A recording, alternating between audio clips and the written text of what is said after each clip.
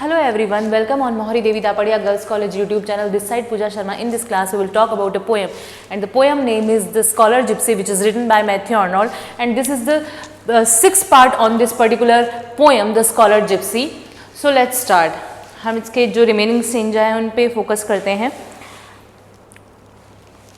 In autumn on the skirts of Bagley Wood, ये हमने पढ़ लिया था जो ऑटम का सीज़न था उसके बारे में, कि जो हाउस जो मेडन है इन द सेंस कि एक फार्म हाउस में रह रही है औरतें, उन्होंने जो स्कॉलर जिप्सी है उसको हैंगिंग अपने डोर के हैंगिंग पे देखा है, चिल्ड्रंस ने उनको देखा है ना. तो जो ये इनोसेंट कैरेक्टर्स हैं उनके बारे में बताया गया कि उन्होंने देखा है. अब विंटर पे जो यहाँ पे मौसम है वो चेंज हो रहा है, विंटर पे आ रहा है. And once in winter on the Cosway where home through flooded fields foot travelers go.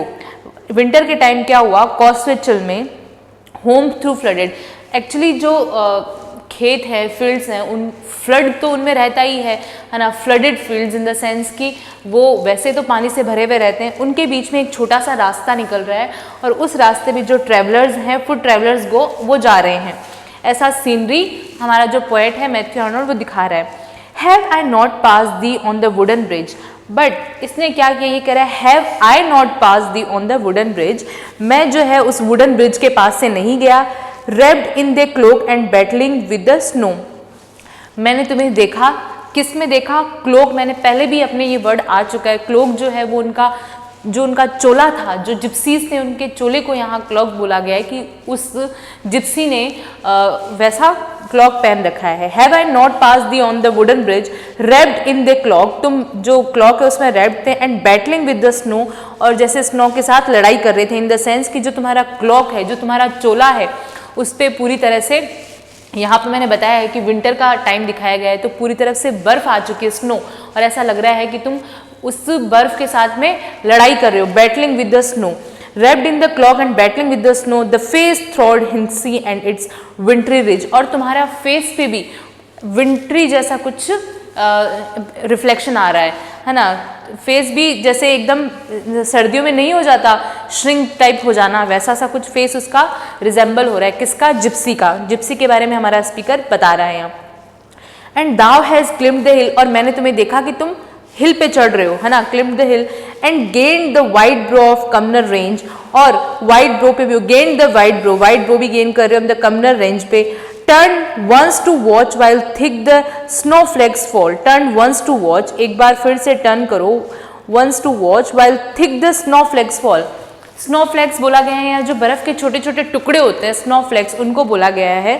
फिर turn once to watch with while thick the snowflake fall, जो स्नोफ्लेक गिर रहे हैं उनके साथ में तुम्हें देखा गया. The line of festal light in Christ Church hall, और जो क्राइस्ट चर्च हॉल है उसकी लाइट बहुत शाइन कर रही है. Then sought the straw in some squatters garage. ये स्टेंजा कंप्लीट हो गया. नेक्स्ट स्टेंजा पे बात कर रहा है. जैसे इस स्टेंजा में उसने क्या बताया, उसने ये बताया कि एक जो खेत में रास्ता बना हुआ है, उस पर छोटा सा रास्ता बना हुआ है, जो ट्रैवलर्स हैं वो आ रहे हैं, और जो हमारा जिप्सी है उसको कैसे देखा गया है, उसके क्लॉक में देखा गया है. क्लॉक जो है वो पूरी तरह से बर्फ से ढका हुआ है, ठीक है. स्नोफॉल हो रहा है, जो स्नो फ्लैक्स हैं, छोटे छोटे बर्फ के टुकड़े वो गिर रहे हैं. और जो ये हमारा जिप्सी है उसको एक जब वो आया तो जैसे क्राइस्ट जो चर्च था उसमें पूरी तरह से लाइटिंग हो गई है, ये सब दिखाया गया. देन नेक्स्ट बात कर रहे हैं, but what I dream 200 years are flown. 200 years का क्या मतलब है यहाँ, 200 ईयर्स इन द सेंस कि जो हमारी पोएम है वो किस पे बेस्ड है, ग्लेनविलो की द डॉगमेटाइजिंग जो उसकी स्टोरी थी उस पे बेस्ड है ये. तो ये ग्लेनविलो ने लिखी थी, उसके बाद में 200 साल बाद में मैथ्यू आर्नोल्ड ने उसी टेल पे बेस्ड पोएम लिखी है. तो इसका मतलब यहाँ वो है कि but what I dream 200 years are flown, 200 साल बीत चुके हैं since first the story run through Oxford hill halls, और जो ये 200 साल पहले तुमने ये ऑक्सफोर्ड की स्टोरी लिखी थी.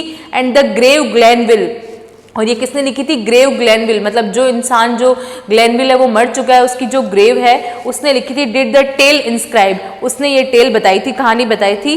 दैट, क्या कहानी बताई थी, thou wert wandered from the studious walls, तुमने क्या किया, स्टूडियस वॉल्स. स्टूडियस वॉल्स का मतलब है यहाँ स्टूडियस का मतलब सब जानते हैं पढ़ाई, है ना, पढ़ाई करने वाला, तो पढ़ाई करने वाली walls in the sense Oxford university, क्योंकि जो हमारा जिप्सी है, स्कॉलर जिप्सी है, उसने जिप्सी को ज्वाइन करने के लिए ऑक्सफोर्ड यूनिवर्सिटी से वो चला गया था कंट्री साइड में अपने फ्रेंड्स को छोड़ के, अपनी पढ़ाई को छोड़ के।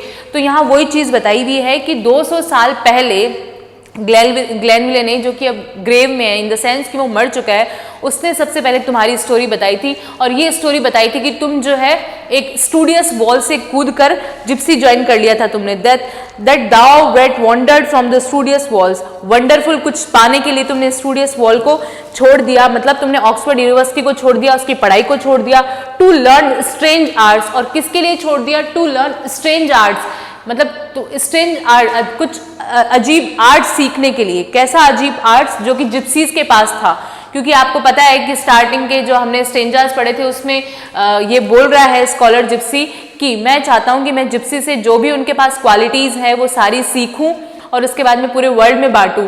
वो बहुत नॉलेजफुल पर्सन है, उनसे सारा नॉलेज मैं गेन करूं, ये स्कॉलर ऐसा चाहता है। तो ये यहाँ इसीलिए बोला गया है कि to learn strange arts and join a gipsy tribe.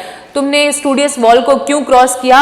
क्योंकि स्ट्रेंज आर्ट सीखने के लिए, और ज्वाइन अ जिप्सी ट्राइब, और जिप्सी ट्राइब को, जिप्सी जनजाति के लोगों को ज्वाइन करने के लिए तुमने जो स्टूडियस वॉल है उसको क्रॉस किया। And thou from earth art gone, और जैसे ही तुम यहाँ से चले गए ऐसा लग रहा है कि earth art, thou from earth art gone, जो अर्थ से है वो आर्ट चला गया है। Long since and in some quiet churchyard lane, churchyard में भी अब वो नहीं है। Some country nook where o'er the unknown grave tall grasses and white flowering nettles wave. Some country nook, countryside में भी ये नहीं है। वेयर और दिन अननोन ग्रेव, जहाँ पे बहुत सारी अननोन ग्रेव बनी हुई है, बहुत सारे लोग जो हैं मर चुके हैं और उनकी ग्रेव बनी हुई है, वहाँ भी अब तुम नहीं हो। Under a dark red fruited tall grasses and white flowering nettles पे, under a dark red fruited yellow trees shade. उस पूरे जो हमारा ग्रेव का पूरा सीनरी दिखाई गई है, रेड फ्रूट्स हैं, येलो जो ट्रीज लगे हुए हैं उन पे येलो पत्तियां हैं, लीव्स है, तो वहाँ पर भी तुम नहीं हो। तुम्हारे जाने के बाद ये आर्ट जो है यहाँ से चला गया है,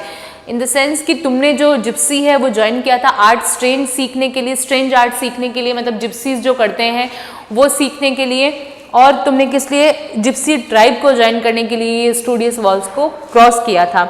देन क्या बोल रहा है हमारा स्पीकर स्कॉलर के बारे में नेक्स्ट स्टेंजा में? No no thou hast not felt the lapse of hours. No no, ऐसा नहीं है। दाउ हास्ट, कि तुम, not felt the lapse of hours, की जो घंटे हैं उनके साथ में फील किए जाते हो। For what wears out the life of mortal man. For what wears, क्या इंसान जो है पहनता है? The life of mortal man, जो इंसान मरता है उसके साथ में क्या जाएगा? जो इंसान मॉर्टल है इस दुनिया में उसके लिए कुछ नहीं है। It is the from change to change their being rolls. हम हमारी लाइफ में हमारे रोल्स चेंज करते रहते हैं। It is the repeated shock again and again. ये हमारे जो काम है हम करते हैं वो रिपीट भी करते रहते हैं। अगर हमसे मिस्टेक होती है तो हम उसके रिपीट भी करते रहते हैं अगेन एंड अगेन। हमें कुछ यूँ नहीं है कि हमें पता है कि हम मॉर्टल हैं फिर भी हम सुधरते नहीं। इन द सेंस यहाँ यही है, exhausted the energy of strongest soul and numb the elastic power. देखो, exhaust the energy of strongest soul, strongest souls जो है उनकी एनर्जी एग्जॉस्ट हो रही है। Numb the elastic powers, elastic powers यहाँ नम हो रहा है, चला जा रहा है। Till having used our nerves with bliss and teen, जब तक हमारी जो नर्वस है वो चलेगी bliss and teen. And tried upon 1000 scheme our wit to the just posing genius we remained our worn out life and are what we have been। तो ये यहाँ बोलना चाह रहा है कि हम जो ह्यूमन बीइंग्स हैं वो मॉर्टल हैं, सबको पता है, उसके बाद भी हम हमारी लाइफ में कुछ भी अच्छा नहीं कर रहे हैं, हम वो मिस्टेक सेम रिपीट करते जा रहे हैं। thou hast not lived, why shouldn't thou perish? so thou hadst one aim, one business, one desire। जबकि तुम्हारा जो काम है वो सही है। thou hast not lived, तुम अभी नहीं हो, अभी रुके हुए नहीं हो, you are not alive right now, why shouldn't thou perish? so फिर तुम क्यों यहाँ हो? thou hadst one aim, तुम्हारा एक एम था, one business, एक बिजनेस था, one desire, एक डिजायर थी। else what thou long since numbered with the dead, but ये जो डेड जो लोग हैं उनके साथ क्या है? else hadst thou spent, तुमने क्या अपनी लाइफ स्पेंड की? like other men they fly, जैसे अदर मैन करते हैं। The generations of thy peers are fled and we ourselves shall go, but thou possessed an immortal lot, पर तुम जो हो अभी इमॉर्टल हो, बाकी सब लोग मॉर्टल हैं। जो जिप्सी जिसने ज्वाइन कर लिया, मतलब उसने अपने लाइफ का सब कुछ अचीव कर लिया। वो बहुत घूमते, जिप्सी कौन थे? जो लोग घूमते रहते थे, जो फ्री लाइफ जीते थे, मतलब उन पर कोई बाउंडेशंस नहीं थी। तो यहाँ हमारा जो स्कॉलर है उसने जिप्सी ज्वाइन किया तो उस पर भी कोई बाउंडेशन नहीं रही। तो ये यही कहना चाह रहे हैं, but thou possessed an immortal lot and we imagine that the exempt from age and living as thou list on Glenville's page because thou hadst what we alas we not, मतलब जो हम हैं वो हम नहीं हैं, जो मॉर्टल लोग हैं उनकी लाइफ में कुछ ऐसा ही चलता रहा है। आज हमने 4 स्टेंजा पढ़ लिए, रिमेनिंग स्टेंजा अभी इसके बाकी हैं because this poem is very long poem. So हम इसके रिमेनिंग स्टेंजा और नेक्स्ट वीडियो में पढ़ेंगे। उसके बाद में इसका एक अच्छा सा वीडियो बनाएंगे जिसमें आपको कंप्लीट इसकी जो समरी है वो क्या है, इसमें क्या स्कॉलर जिप्सी बोलना चाह रहे हैं, कंप्लीट पोएम पे हम फोकस करेंगे।